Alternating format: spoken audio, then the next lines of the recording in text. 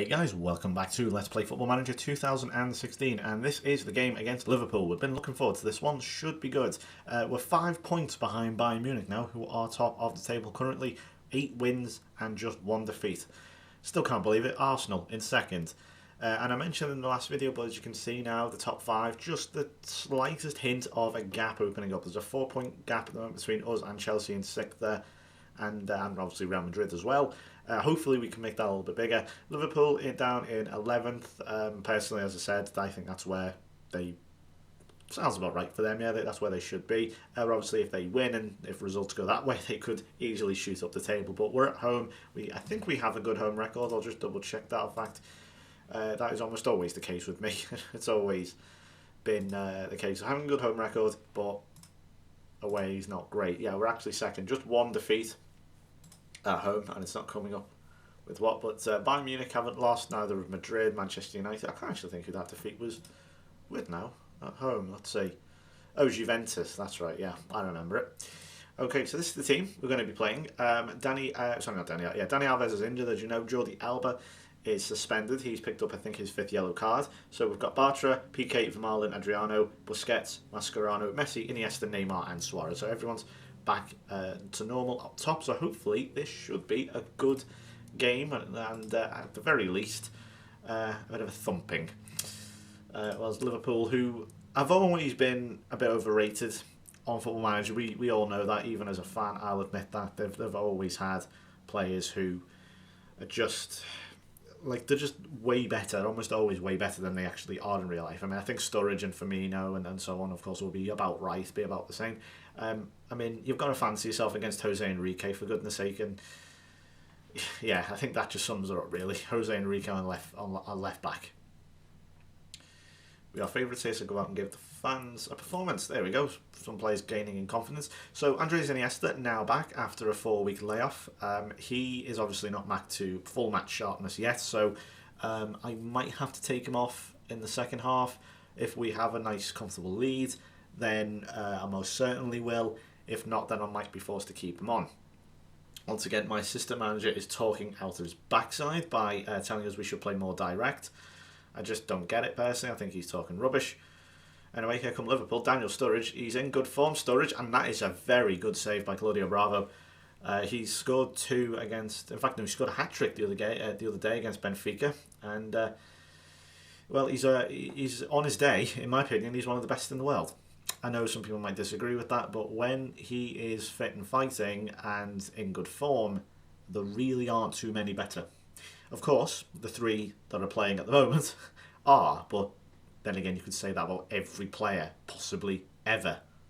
I include Maradona and Pele in that. Here's Neymar, one of them, and Suarez. What a save from Simon Mignolet! Where did that come from? Luis Suarez against his former team, of course. I dread the day we come up against Barcelona instantly. He will, I'm sure he'll have a lot of fun, Luis Suarez, certainly against our defence. Then again, what are the chances of Liverpool ever getting in the Champions League in the next few years? Next few years, certainly this season. Andres Iniesta, yes, we better take him off, get him off quickly. Was worried that might happen. Rakitic will come on. I just wanted to give Iniesta really some game time, a bit of thing to, but not an opportunity to improve his match sharpness, but that has gone wrong, and that's why I was worried about bringing Suarez on the other day.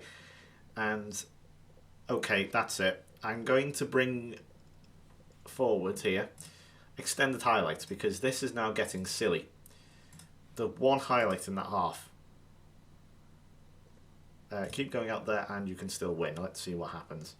Well, Neymar and Messi are happy. Suarez, I'm like, listen passionately. How on earth do you listen passionately? What? I'm looking for you to make the difference to us. Yeah, looked happy. That's what I'm going to say. In fact, I might say that to them all. Let's say that to the whole midfield. You have the ability to make a real difference. Let's do it. So yeah, I'm going to put it on extended highlights because, as I say, you're not really getting your money's worth, are you? If you don't get it, you're not paying any money, but you're still being ripped off at the moment. It's just there's no highlights, and if there still is no highlights on extended, then we are in deep trouble because we're not creating enough at the moment. I mean, 3 shots on target, no clear-cut chances though. We're having 7 shots and we're an hour in and still only the 1 highlight. Even with Messi, Neymar and Suarez up top. Ooh, it's a Manchester derby. Memphis Depay has just brought them level. Right, this is not working. Why is the goalkeeper nervous? He's made a fantastic save from Daniel Sturridge earlier. Luis Suarez, it's not happening, is it? Let's swap Neymar and Suarez around. Let's see what we can do here. Let's try Neymar as a poacher. I know he's not an out-and-out poacher, and I know there are probably better roles for that will suit him. But at the moment, I just need a goal, and usually if I'm waiting to rely on someone, it's almost usually a poacher. Right, Daniel Sturridge has gone off, and Ings is now on, and yet again, no highlights. I can't quite believe this. Rakitic is not doing it. He's had a terrible game, really, to be honest, since coming on. 6.5 is never good. Vermaelen's having a fantastic game at 8.1. I'm going to take a slight risk. I'm going to take off Javier Mascherano, who's looking aggressive, and I'm going to bring on Rafinha. Right, let's have that sub take place. There we go. Now I'm going to change the formation, which I know is not ideal, but I'm going to have these push up slightly. Busquets will be okay with that. Now Rafinha is going to play as an advanced playmaker. Got Rakitic in there. Confirm. Please tell me we can't 2-0-0s in a row. We're leaking views as it is. This will be terrible. Right, yeah, it's just going all the way. Right, overload. Screw this. Corinthians have beaten Sevilla. Look at them now getting into the top 10.